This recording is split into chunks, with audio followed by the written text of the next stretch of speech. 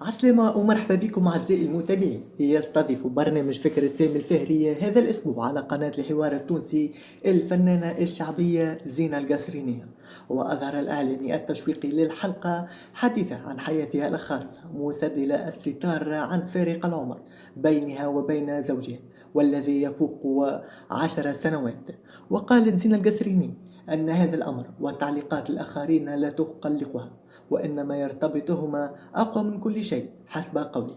كما كذبت أن يكون زوجها طامعا في مالها، وقالت: أنا الأبحث عن الشباب، أنا أصلا شابة وقالوا علي سحرته، قالوا سكت نهارت اللي عرسنا، قالوا مانيش بلاش.